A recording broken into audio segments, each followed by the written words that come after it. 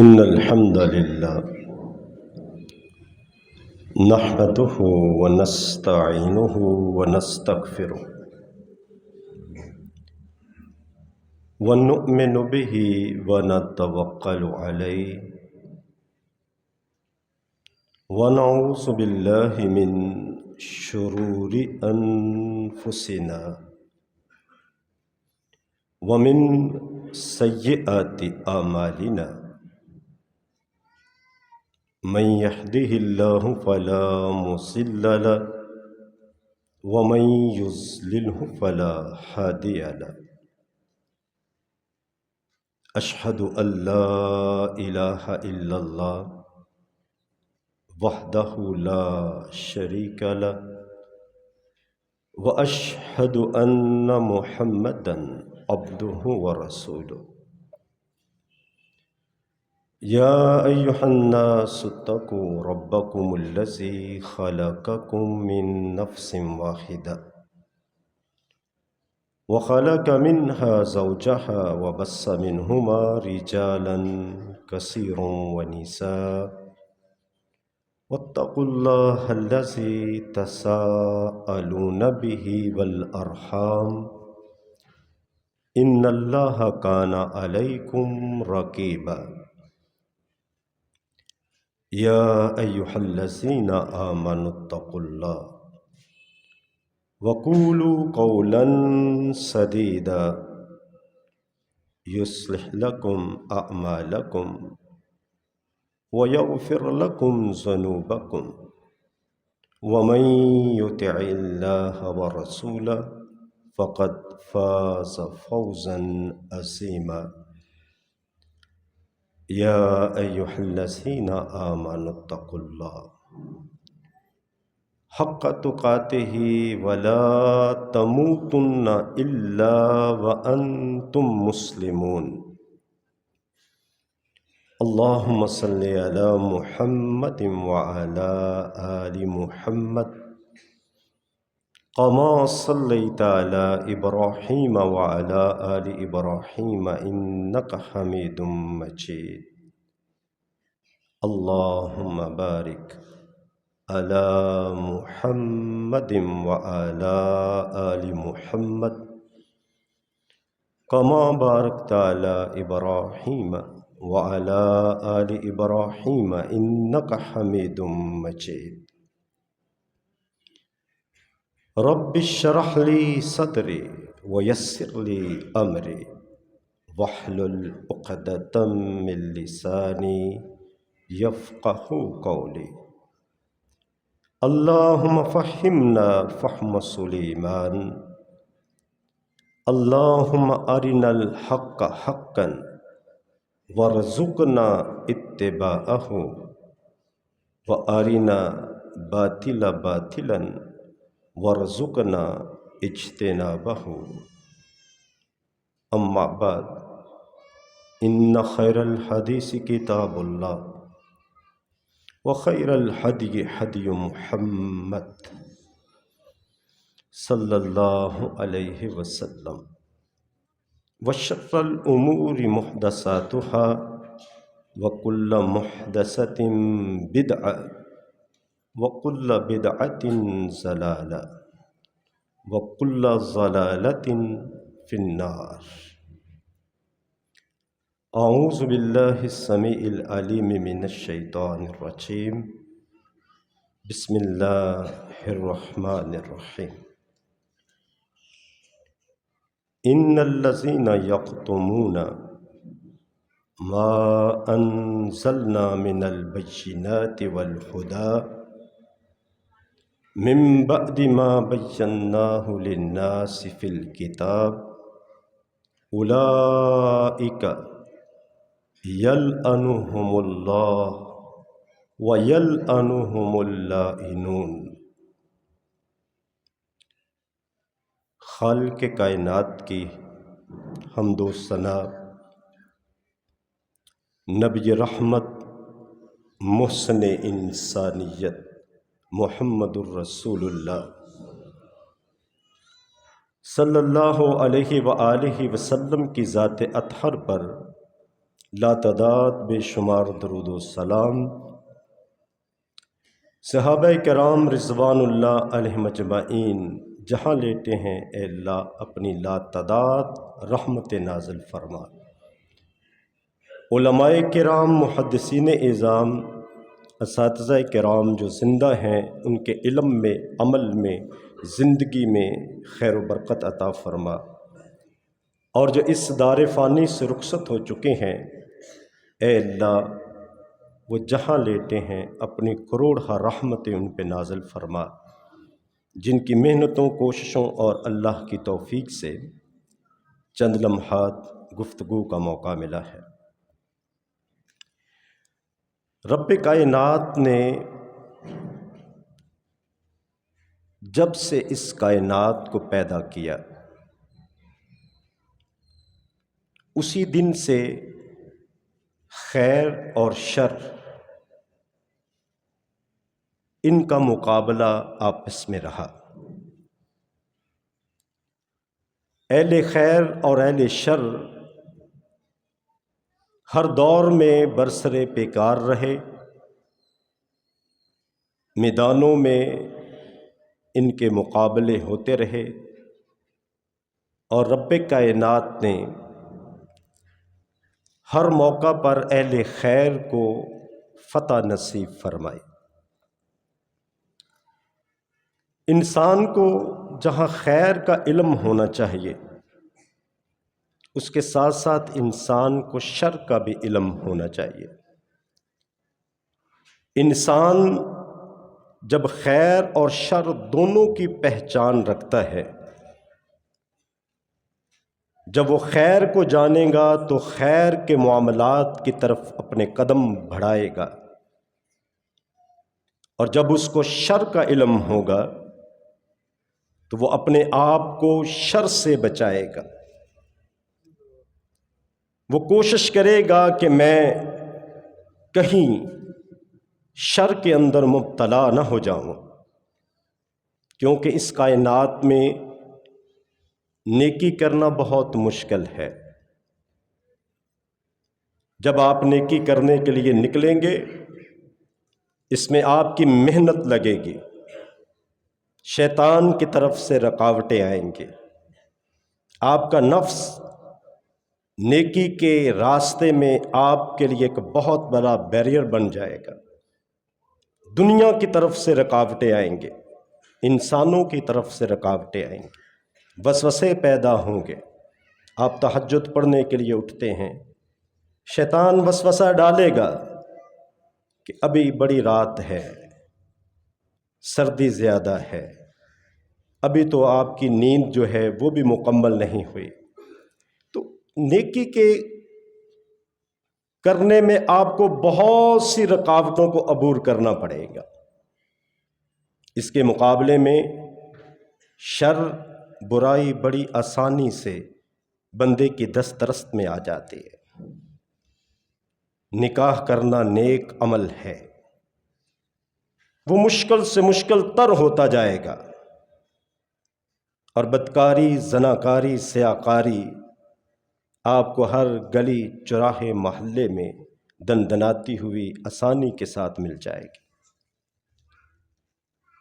تو میں یہ عرض کر رہا ہوں کہ جہاں انسان کو خیر کا علم ہو اس سے بھی زیادہ انسان کو شر کی معرفت ہونی چاہیے، تاکہ وہ شر کے اندر مبتلا نہ ہو جائے۔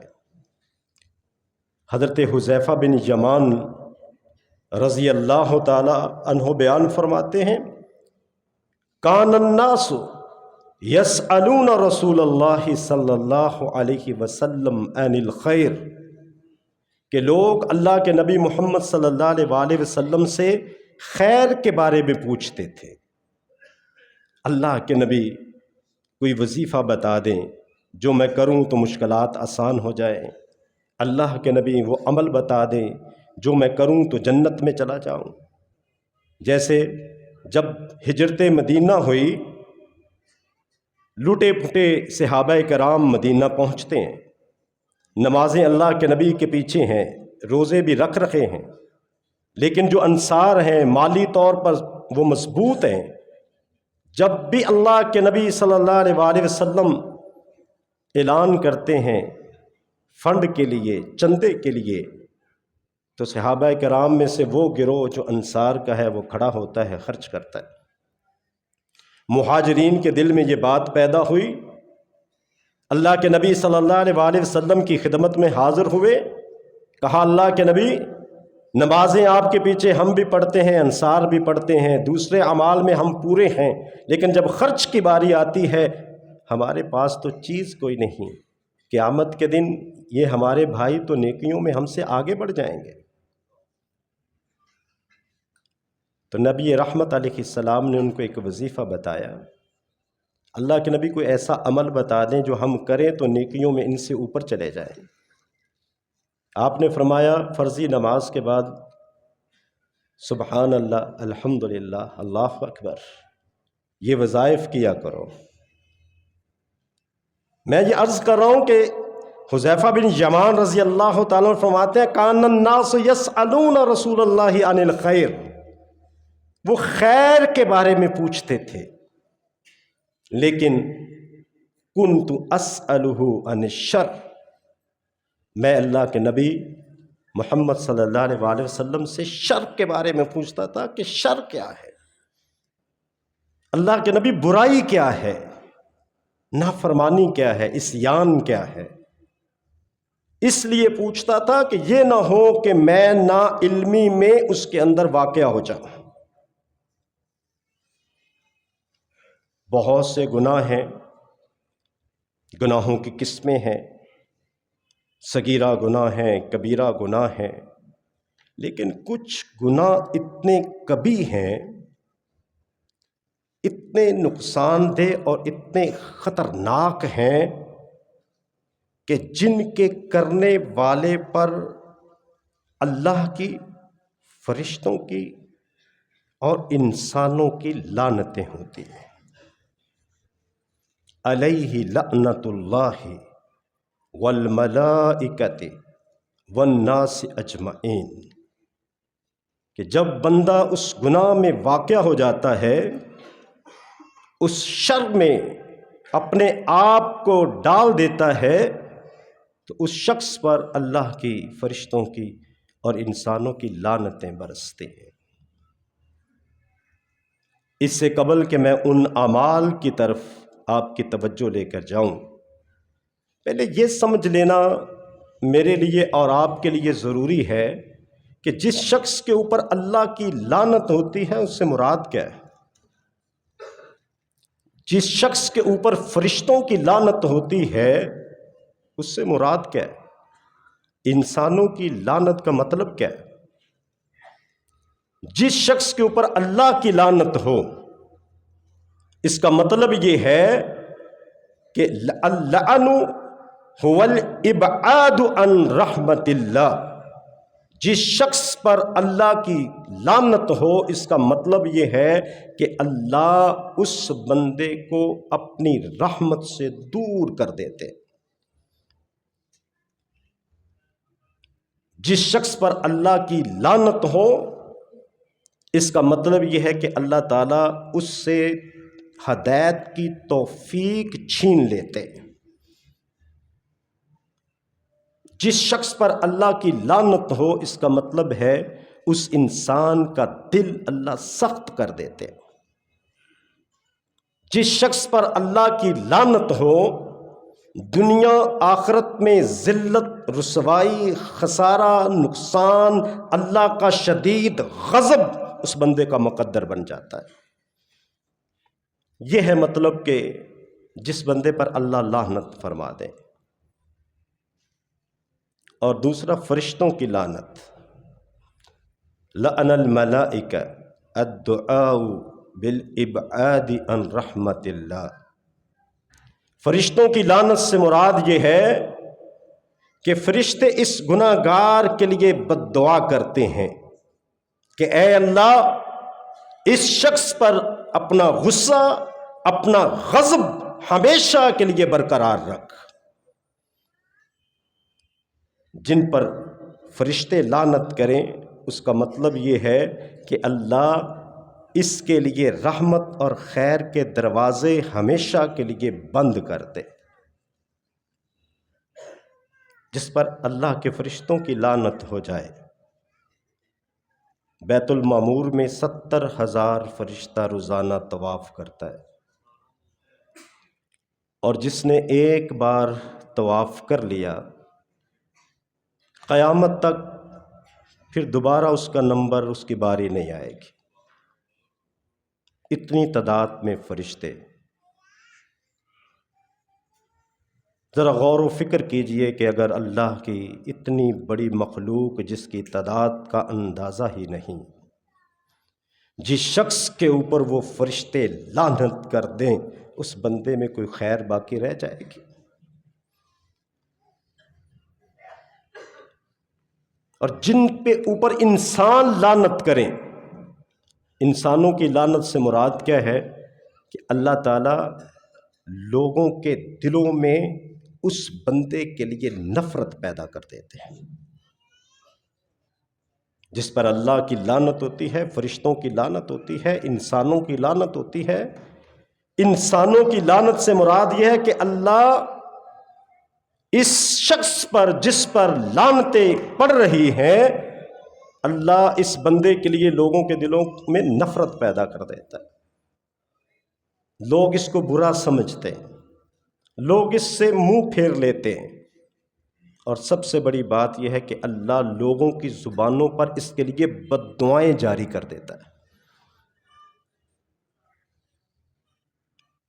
علیہ لعنت اللہ والملائکۃ والناس اجمعین، کہ وہ اعمال جن کے کرنے پر اللہ کی لعنتیں، انسانوں کی لعنتیں اور فرشتوں کی لعنتیں۔ اس تعریف کے بعد بات سمجھنا آسان ہو جائے گی۔ وہ کون سے کام ہیں، وہ کون سے اعمال ہیں جن کے کرنے سے انسان ان ساری لعنتوں کا مستحق بن جاتا ہے؟ ہم نے سوچنا ہے کہ اگر اس فہرست میں میرا کسی کونے میں ہلکا سا بھی نام ہے تو آج اسی مجلس میں بیٹھا ہوا من ہی من میں اللہ سے معافی مانگ کر توبہ کر کے اٹھوں، تاکہ یہ رحمتوں کا مہینہ جس کی آخری ساعات، آخری لمحات، شاید مجھے توبہ کی توفیق مل جائے اور اللہ میرے گناہوں پہ معافی کے قلم پھیر دے۔ سب سے پہلا کام جس کے کرنے سے اللہ رب العزت انسانوں پہ لعنتیں برساتے، ان الذین کفروا وماتوا وهم کفار اولئک علیہ لعنت اللہ والملائکۃ والناس اجمعین۔ جو رب کائنات کے ساتھ ایک ذرہ برابر بھی شرک کرتا ہے، اس کے اوپر اللہ کی، فرشتوں کی، انسانوں کی لعنتیں برستے۔ جو رب کائنات کے ساتھ شرک کرتا ہے، اور شرک کی سب سے ہلکی جو قسم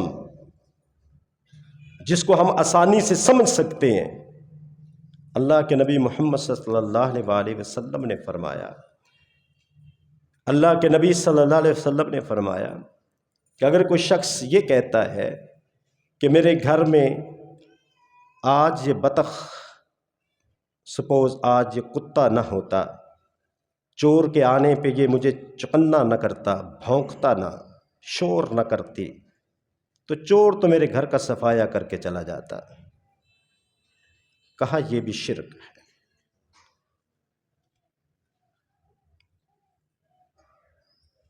اللہ کی ذات سے سب کچھ ہونے کا یقین اور اللہ کے علاوہ کسی سے کچھ نہ ہونے کا یقین، رکوع سجود کے لائق اسی اللہ کو سمجھنا،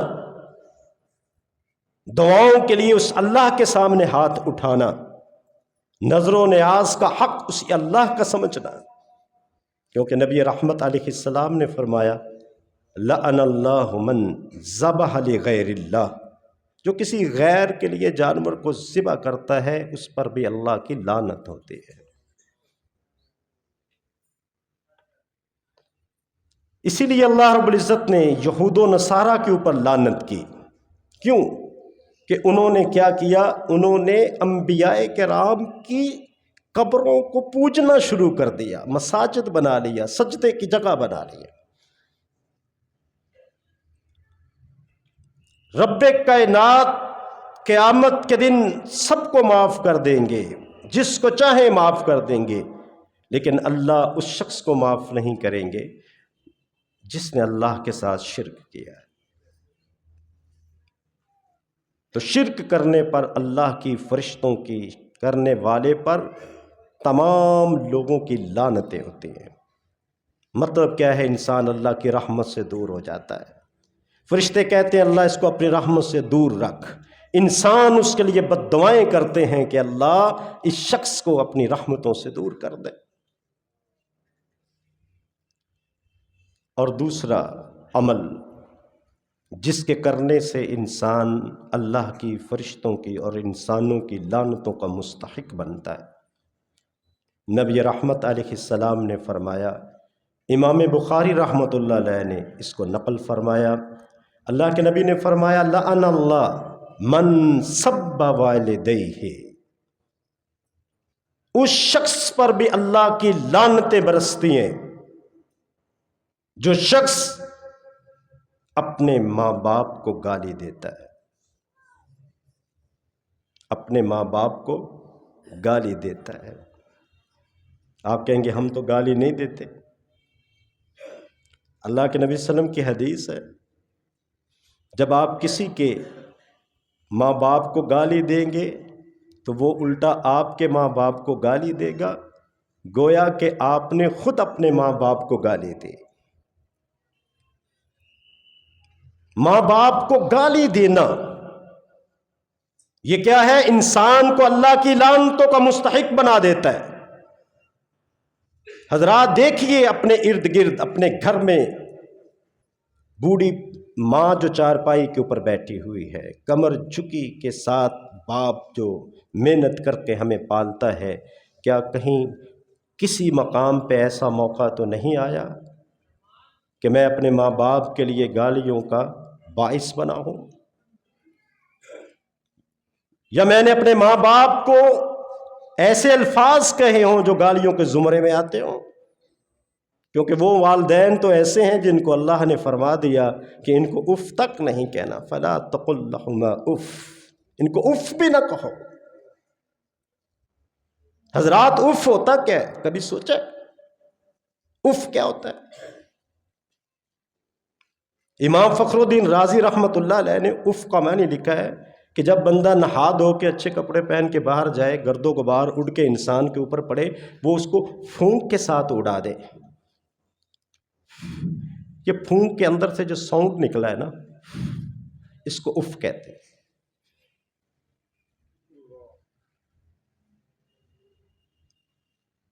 والدین کو سنبھالنا پڑ جاتا ہے، پخانہ تک صاف کرنا پڑ جاتا ہے۔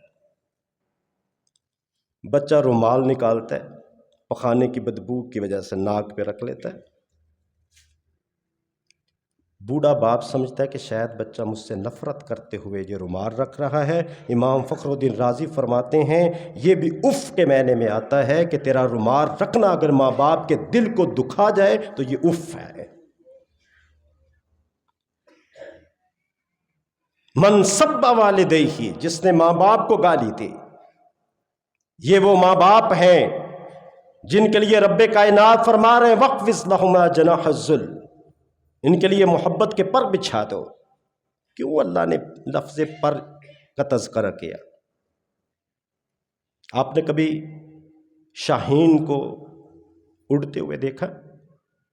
کیا ہوتا ہے جب وہ اڑان بھر رہا ہوتا ہے نا اپنے پروں کے ساتھ، جناح اس کو عربی میں پر کو کہتے ہیں، جب وہ اڑان بھرتا ہے نا تو اس کے اندر کیا ہوتا ہے؟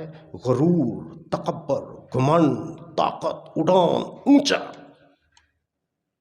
لیکن جب وہ زمین کی طرف لینڈ کرتا ہے، نیچے کو آتا ہے، تو کیا کرتا ہے؟ آپ نے اس کو دیکھا ہوگا، پھر پروں کو کیا کرتا ہے؟ سمیٹتا ہے، پھر وہ زمین کی طرف آ رہا ہے، اس کے اندر بڑی عاجزی ہے۔ اللہ فرماتے ہیں کہ اپنے ماں باپ کے لیے رحمت کے پر بچھا دو۔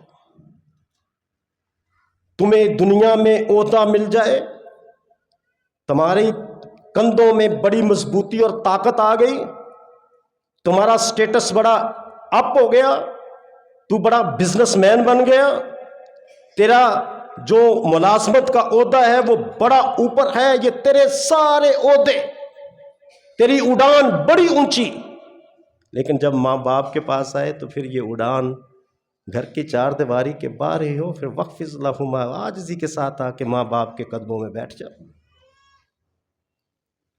من سب والدیہ، جس نے ماں باپ کو گالی دی۔ حضرات یہاں پہ تو ماں باپ کے ارادوں کے ٹوٹنے پہ وہ لوگ اللہ کی رحمتوں سے دوری کا اندیشہ لے کے دل میں، ماں بیٹھی ہوئی ہے، بیٹا بیٹھا ہوا ہے، کھانا سامنے پڑا ہوا ہے، ماں کہتی ہے بیٹا آؤ کھاؤ، بیٹا کہتا ہے مجھے اماں ڈر لگتا ہے۔ ماں پوچھتی ہے بیٹا ڈر کس بات کا ہے؟ ماں مجھے ڈر لگتا ہے۔ کس بات کا ڈر ہے؟ ماں مجھے ڈر لگتا ہے کہ آپ کی نظر ایک لقمے پہ پڑے اور آپ ارادہ کریں کہ میں وہ لقمہ توڑتی ہوں اور مجھے آپ کے ارادے کا علم نہ ہو، میرا ہاتھ آپ کے ہاتھ سے پہلے اس لقمے پر پہنچ جائے اور اس کو میں توڑ کے اپنے حلق میں ڈال دوں اور تیرے ارادے کو توڑ دوں۔ ماں مجھے تیرے ارادے کو توڑ کر اللہ کی رحمتوں سے دور ہونے سے ڈر لگتا ہے۔ اور آج دیکھ لیں ماں باپ کے ساتھ ہم کیا کر رہے ہیں۔ چھڈ ڈبا تینوں کیڑا پتہ ہے، نواں دور نویاں گلاں۔ آج وہ ماں، آج وہ باپ، جب ہم نے پہلی دفعہ گفتگو کی تھی نا، پہلی دفعہ بولے تھے، خوشی کے ساتھ ہم سایوں کو بتاتے تھے آج میرے بیٹے نے بات کی ہے، خوشی کے ساتھ وہ بتاتے تھے۔ ماں اپنی بہن کو فون کر کے بتا رہی تھی آج میرا منا اس نے بات کی ہے، بھائیوں کو بتا رہے تھے، میرے بولنے پہ خوشیاں تھیں، لیکن آج میرے بولنے سے میری ماں ڈر جاتی ہے۔ آج ماں خاموشی سے بیٹھی ہوئی ہے کہ اگر میں بولی تو میرا بیٹا بولے گا، تو میرا بولنا ایسا ہے کہ ماں سہم جاتی ہے۔ من سب والدیہ، جو ماں باپ کو گالی دیتا ہے، ان کی بے عزتی کرتا ہے، توہین کرتا ہے، اف کا مفہوم میں نے آپ کے سامنے رکھ دیا، اس سے بڑھ کے کچھ کرتا ہے تو اس پر اللہ کی، فرشتوں کے اور انسانوں کی لعنتیں برستے۔ انسان اللہ کی رحمتوں سے دور ہو جاتا ہے، فرشتے کہتے اللہ اس کو اسی طرح اپنی رحمتوں سے دور رکھ۔ انسانوں کی زبانوں پہ بددعائیں، نفرتیں دلوں میں پیدا ہو جاتی ہیں۔ تیسرا عمل جس کے کرنے سے انسان اللہ کی لعنتوں کا مستحق بنتا ہے، نبی رحمت علیہ السلام نے فرمایا لعن رسول اللہ صلی اللہ علیہ وسلم، اللہ کے نبی محمد الرسول اللہ صلی اللہ علیہ وسلم نے فرمایا من سب اصحابی فعلیہ لعنت اللہ والملائکۃ والناس اجمعین، جو میرے کسی صحابی کو گالی دیتا ہے اس پر اللہ کی، فرشتوں کے اور انسانوں کی لعنتیں برستے ہیں۔ صحابی کون ہوتا ہے؟ اللہ اکبر، اللہ کے نبی صلی اللہ علیہ وسلم کے پاس ایک شخص آیا، آپ صلی اللہ علیہ وسلم سے دین کے بارے میں کچھ سوال کیے، نبی رحمت علیہ السلام نے اس کے رہنمائی کی، اشہد ان لا الہ الا اللہ واشہد ان محمدً عبدہ ورسولہ پڑھ کے دائرہ اسلام میں داخل ہو جاتا ہے، اجازت لیتا ہے، واپس جانے لگا، گھوڑے پہ سوار ہوتا ہے، پاؤں پھسلتا ہے، نیچے گرتے ہیں، گردن ٹوٹتی ہے، اور اللہ کو پیارے ہو جاتے ہیں۔ ایک عمل بھی نہیں کیا۔ اللہ کی قسم، اس صحابی کا محمد صلی اللہ علیہ وآلہ وسلم کے ساتھ گزرا ہوا ایک لمحہ میری اور آپ کی ساری زندگی کی عبادات سے افضل ہے۔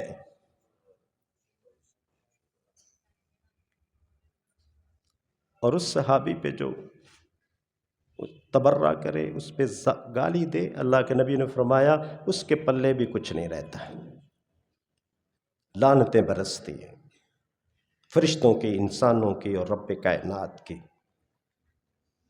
چوتھا عمل جس کی وجہ سے انسان اللہ کی لعنتوں کا مستحق بن جاتا ہے، فرمایا لعن رسول اللہ صلی اللہ علیہ وسلم اکل الربا، جو شخص سود کھاتا ہے، سود پہ مال دیتا ہے، سود پہ مال لیتا ہے، وَكَاتِبَهُ، اور جو ان کے معاہدے کو لکھتا ہے، وَشَاهِدَيْهِ، اور جو ان کا گواہ بنتا ہے۔ اللہ کے نبی محمد الرسول اللہ صلی اللہ علیہ وآلہ وسلم نے فرمایا ان پر بھی اللہ کی لعنتیں برستی ہیں، اللہ کی لعنتیں برستی ہیں۔ اور یاد رکھیے، جو شخص کسی بینک سے، کسی عام فرد سے سودی کاروبار کرتا ہے، سود کا لین دین کرتا ہے، یقین بات جانیے پریشانیوں سے وہ بندہ کبھی نکلتا ہی نہیں، اداسیاں، پریشانیاں، بے چینیاں اس بندے کا مقدر بن جاتے ہیں۔ کیوں کہ جو یہ کام کرتا ہے سیدھی سیدھی اللہ کی اس کے ساتھ جنگ ہے، اور مالک کے ساتھ کوئی جنگ کر سکتا ہے، کوئی جیت سکتا ہے؟ نبی رحمت علیہ الصلوۃ والسلام نے خواب دیکھا تھا۔ کیا دیکھا تھا؟ اس میں اللہ کے نبی فرماتے ہیں کہ مجھے آنے والوں نے کہا انطلق محمد صلی اللہ علیہ وسلم، فانطلقنا۔ میں حدیث کا پہلا حصہ جو ہے حذف کر رہا ہوں، آخر میں چلا گیا۔ اللہ کے نبی صلی اللہ علیہ وسلم فرماتے ہیں فانطلقنا حتی اتینا انا نہر دم، ہم خون کے ایک نہر کے پاس آئے، رجل قائم فی وسط، ایک آدمی اس نہر کے درمیان میں کھڑا ہے، اور ایک آدمی جھولی کے اندر پتھر ڈال کے نہر کے کنارے پہ کھڑا ہے۔ یہ خون کی نہر سے نکلنے کی کوشش کرتا ہے۔ یہ شخص جو کنارے پہ کھڑا ہے پتھر مار کے دوبارہ اس کو خون کی نہر میں دھکیل دیتا ہے۔ اللہ کے نبی صلی اللہ علیہ وسلم نے فرمایا یہ وہ شخص ہے جو سودی کاروبار کرتا تھا، قیامت تک اس کو خون کی نہر میں کھڑا کیا جائے گا۔ اور سب سے بڑی بات جو میں نے لعنت کی تعریف آپ کے سامنے رکھی، اللہ کے نبی نے فرمایا ایسے شخص پر اللہ کی لعنتیں ہیں، تو کیا مطلب ہے؟ یہ اللہ کی رحمتوں سے دور ہو گیا، اس کا دل سخت ہو گیا، یہ ہدایت سے محروم ہو گیا۔ جو شخص سودی کاروبار کرتا ہے، سود لینے والا، دینے والا، لکھنے والا، گواہ بننے والا، یہ چاروں کے چاروں اللہ کی قسم دیکھ لیجیے آپ کو خوشحال نظر نہیں آئیں گے۔ ان چاروں بندوں کا جائزہ لے لیجیے جی، آپ کو خوشحال نظر نہیں آئیں گے۔ پانچواں عمل جس کے کرنے سے اللہ کی لعنتیں، فرشتوں کی لعنتیں اور انسانوں کی لعنتیں ملتی ہیں، نبی رحمت علیہ السلام نے فرمایا لعن اللہ من عمل عمل قوم لوط، جو شخص قوم لوط کے فعل کا مرتکب ہو جاتا ہے، جو اپنے ہم جنس کے ساتھ بدکاری بدفعلی کرتا ہے۔ قال فما خطبكم ایھا المرسلون قالوا انا ارسلنا الى قوم مجرمین لنرسل علیہم حجارۃ من طین۔ آسمانوں سے رب کائنات نے پتھروں کی بارش برسا دی، اس قوم کو تباہ و برباد کر کے رکھ دیا۔ جو قوم بدکاری اور سیاکاری میں اتنا آگے بڑھی کہ انہوں نے اپنے ہم جنسوں کو بھی نہ چھوڑا،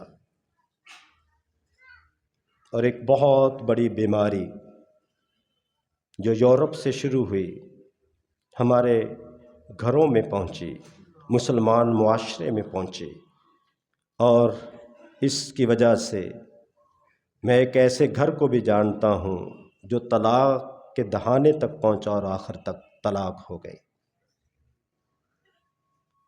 ملعون من اتی امرأتہ فی دبرہا، جو اپنی شریک حیات جس کو اللہ کے نام پہ قبول کیا تھا، جس رشتے کو حلال کیا تھا، اس کے ساتھ قوم لوط کا عمل کرتا ہے، اللہ کی لعنتوں کا مستحق بن جاتا ہے۔ ملعون، اور میں یہ عرض کر چکا ہوں کہ اس وجہ سے ایک طلاق ہو چکی ہے۔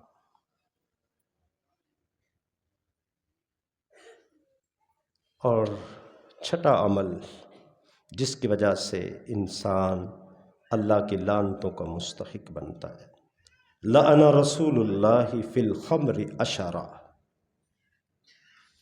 شراب پینے والے اور اس سے منسلک 10 لوگوں پر اللہ کی لعنتیں برستی ہیں۔ عید آ رہی ہے،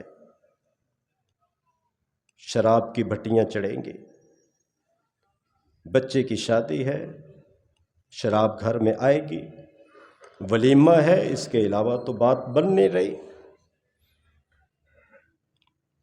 نبی رحمت علیہ السلام نے فرمایا، اللہ پینے والے پر، پلانے والے پر، بیچنے والے پر، خریدنے والے پر، اور جام میں ڈال کے دینے والے پر، اٹھانے والے پر، اللہ ان سب کے اوپر کیا کرتا ہے؟ لعنت اللہ، اللہ کی ان کے اوپر لعنتیں برستی۔ اللہ اکبر۔ اور نمبر 7، الا لعنت اللہ علی الظالمین، جو شخص ظلم کرتا ہے اس کے اوپر بھی اللہ کی لعنتیں برستی ہیں۔ وہ ظلم کسی پرائے کے ساتھ بھی ہو سکتا ہے، وہ ظلم اپنے ماں باپ پر بھی ہو سکتا ہے، وہ ظلم اپنی اولاد پر بھی ہو سکتا ہے، وہ ظلم اپنی بیوی پر بھی ہو سکتا ہے، وہ ظلم کسی مزدور پر بھی ہو سکتا ہے، وہ ظلم کسی بھائی کا بہن پر بھی ہو سکتا ہے، وہ ظلم اپنے ماتحت کام کرنے والوں پر بھی ہو سکتا ہے۔ کسی کی مزدوری روک کر، کسی بہن کو وراثت سے محروم کر کے، کسی اولاد کو بلا وجہ جائیداد سے آگ کر کے، بیوی کے اوپر ظلم و ستم کر کے، ماں باپ کے حقوق کو غصب کر کے انسان ظالم بن سکتا ہے۔ اور جو ظلم کے زمرے میں آ گیا اس پر اللہ کی لعنتیں ہوتی۔ 8واں عمل جس کی وجہ سے اللہ کی لعنتیں آتی ہیں، لعن اللہ من غیر منار الارض، جو شخص زمین کی حدیں بدلتا ہے اس پر بھی اللہ کی لعنتیں ہوتی ہیں۔ زمین کی حدیں بدلنا کیا ہے؟ زمین کی حدیں بدلنا یہ ہے کہ مشترکہ کھاتا ہے، کوئی بیوہ ہے اس کے پلاٹ پہ قبضہ کر لیا، یہ حد اس کی نہیں تھی، اس کی حد یہاں تھی، اس نے قبضہ کر کے اس حد کو تبدیل کر دیا۔ راستہ 25 فٹ کا تھا گھر کے سامنے، میرا پلاٹ پیچھے 10 مرلے کا تھا، میں نے تجاوز کر کے زمین کی حد کو بدل کر 4-5 فٹ اس کو اپنی کسٹڈی میں لے لیا۔ یہ ہے منار الارض۔ اللہ کے نبی محمد صلی اللہ علیہ وآلہ وسلم نے فرمایا من اخذ شبرا من الارض، جس شخص نے ایک بلسٹ بھی کسی کی ناجائز جگہ پہ قبضہ کر لیا، رب کائنات قیامت کے دن طوقہ یوم القیامہ من 7 ارضین، اللہ 7 زمینوں کا طوق اس کے گلے میں پہنا دے گا۔ آخرت میں سزا الگ سے ہے، اور دنیا میں یہ اللہ کی لعنتوں کا مستحق بن گیا۔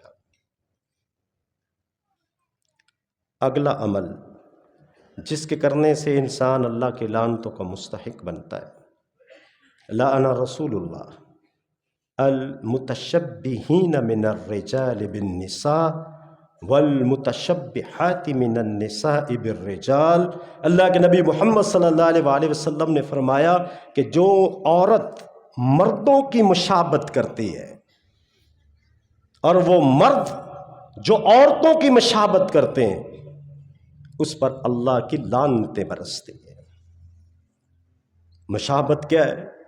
کبھی یہ مشابہت لباس میں ہوتی ہے، جو مردوں کا لباس ہے عورتیں پہن رہی ہیں، عورتوں کے لباس مرد پہن رہے ہیں۔ کبھی یہ مشابہت جو ہے چال میں ہوتی ہے، مردوں کی طرح عورتوں کا سینہ تان کے چلنا، اور مردوں کا ٹھمکے لگا لگا کے چلنا۔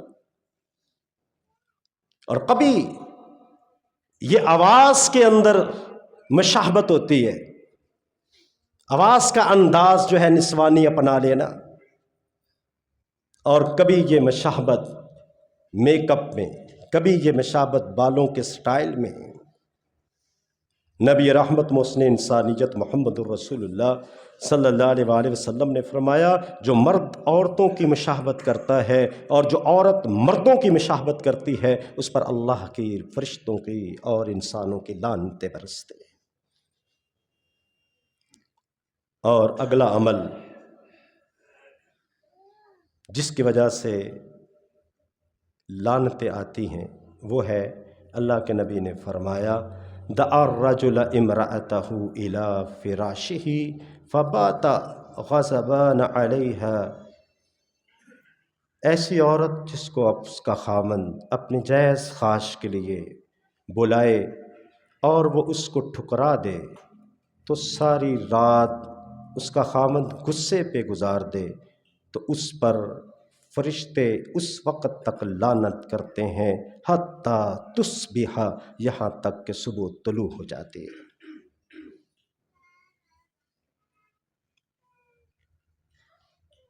بارہواں عمل جس کی وجہ سے انسان لعنتوں کا مستحق بنتا ہے، ان الذین یرمون المحصنات لعنوا فی الدنیا والآخرہ، جو کسی پاک دامن عورت کے اوپر تہمت لگاتا ہے، وہ پاک دامن مرد بھی ہو سکتا ہے، وہ عورت بھی ہو سکتی ہے، جس نے بغیر تحقیق کے کسی پاک دامن کے اوپر تہمت لگا دی۔ نبی رحمت علیہ السلام کو رب کائنات نے سورہ نور میں یہ ہدایت فرما دی کہ اپنی امت تک یہ بات پہنچا دیں، لعنوا فی الدنیا والآخرہ، وہ دنیا میں بھی اللہ کی لعنتوں کے مستحق بن جاتے ہیں اور آخرت میں بھی اللہ کی رحمت سے دور کر دیے جائیں گے۔ اور یہ وہ جرثومہ اور وہ وائرس ہے قذف جو انسان کی نیکیوں کو برباد کر دیتا ہے۔ اللہ کے نبی صلی اللہ علیہ وآلہ وسلم نے پوچھا تھا اتدرون ما المفلس من امتی، میرے صحابہ تمہیں پتہ ہے کہ میری امت کا غریب شخص کون ہے؟ اللہ کے نبی المفلس فینا ولا درہم لہ ولا متاع لہ، غریب شخص وہ ہے جس کے پاس مال نہیں، دولت نہیں، سرمایہ نہیں، گاڑی، بنگلہ، کوٹھی، بزنس، جگیریں، زمین، کچھ بھی نہیں۔ آپ نے فرمایا نہیں، المفلس من امتی یاتی یوم القیامت بصلاۃ وزکوٰۃ وصیام، میری امت کا غریب شخص وہ ہے جو روز قیامت نمازیں پوری لے کر آئے گا، رمضان کے روزے پورے لے کر آئے گا، صدقہ زکوٰۃ پورا ہوگا، حج عمرے ادا ہوں گے، لیکن اللہ کی عدالت میں جب کھڑا ہوگا لوگ آ جائیں گے اور آ کر اس کے بارے میں شکایت کریں گے۔ کوئی کہے گا شتم ھذا، اللہ اس نے مجھ کو گالی دی، کوئی کہے گا ضرب ھذا، اللہ اس نے ظلم کیا ہاتھ کے ساتھ، کوئی کہے گا قذف ھذا، اللہ اس نے میرے اوپر جھوٹا الزام لگایا۔ جھوٹا الزام، کسی پاک دامن کے اوپر الزام لگانا۔ اللہ کیا فرمائیں گے؟ قذف کی وجہ سے اللہ کیا فرمائیں گے کہ اس بندے سے نیکیاں لے کے اس کو دے دو جس پہ یہ الزام لگاتا رہا ہے۔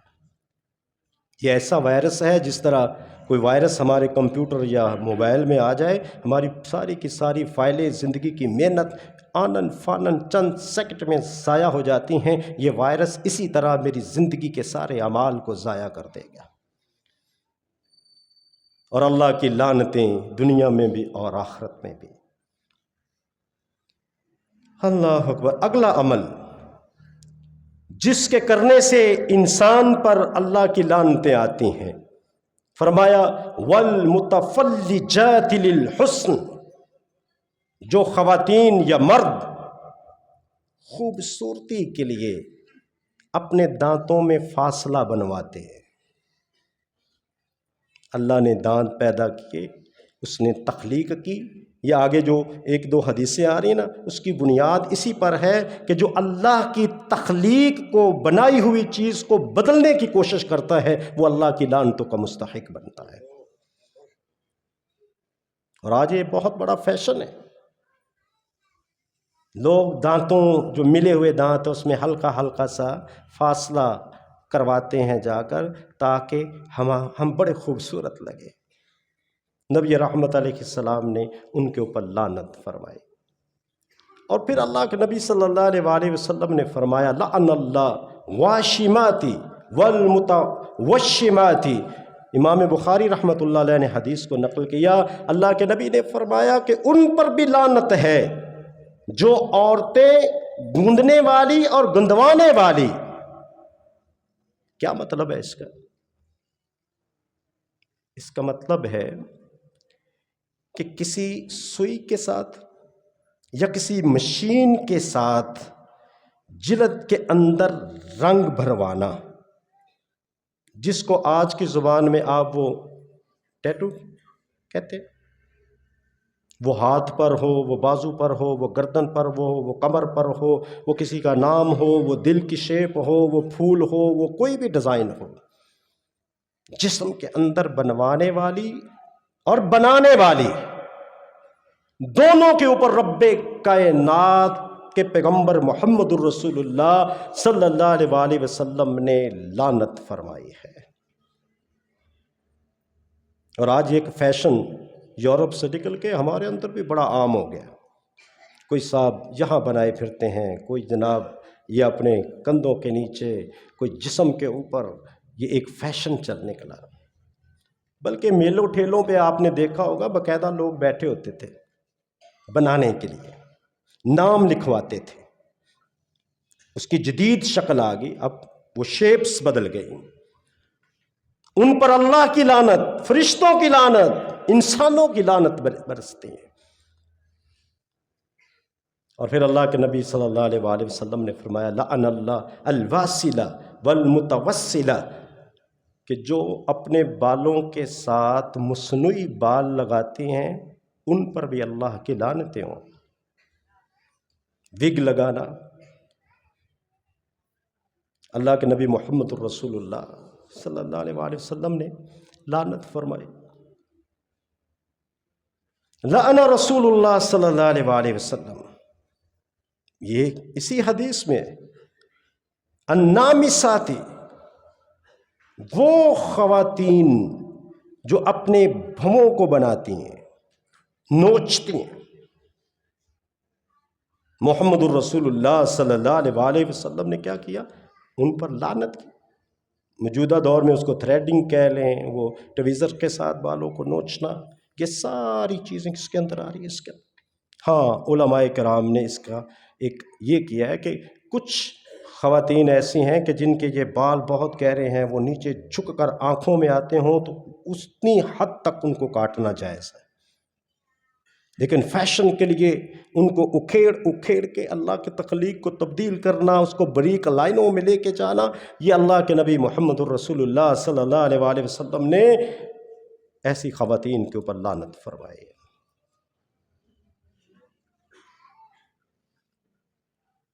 اللہ اکبر۔ اور ایک اور عمل، لعن اللہ من اضل اعمی عن الطریق،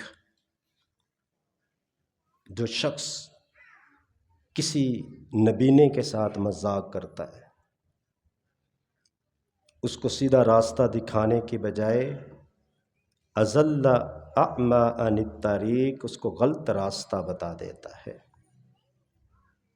اب علماء کرام نے یہاں پر اعمیٰ سے مراد ایک تو آنکھوں کا نبینہ لیا ہے کہ جس کو واقعتاً ہی نظر نہیں آتا، اور ایک اعمیٰ سے مراد وہ ہے جو اجنبی ہے، راستہ نہیں جانتا، پتہ نہیں اس کو، علاقے میں نیا ہے، تو انسان اس کو غلط گائیڈ کر دے جان بوجھ کر، اس کو پتہ ہے کہ میں اس کو غلط بتا رہا ہوں، اس کو تنگ کرنے کے لیے، اس کو پریشان کرنے کے لیے اس کو غلط راستہ بتا دیتا ہے۔ اللہ کے نبی محمد الرسول اللہ صلی اللہ علیہ وآلہ وسلم نے فرمایا اس پر بھی کیا ہوتی ہیں؟ اللہ کی لعنتیں برستے ہیں۔ حضرات گرامی، ہم ایک ایسا مہینہ گزار کے آج یہاں بیٹھے ہیں جو رحمتوں کا مہینہ تھا۔ آئیے آج میں اور آپ اپنا جائزہ لیں کہ ہم نے ان رحمتوں کے مہینے میں کہیں، جس طرح حذیفہ بن یمان فرماتے ہیں کہ کنت اسألہ عن الشر، میں شر کے بارے میں پوچھتا تھا کہیں واقعہ نہ ہو جاؤں، کیا کہیں ایسا تو نہیں ہوا ہم نے رحمتیں برس رہی تھیں اور ہم نے اپنے حصے میں لعنتیں لے لی ہوں؟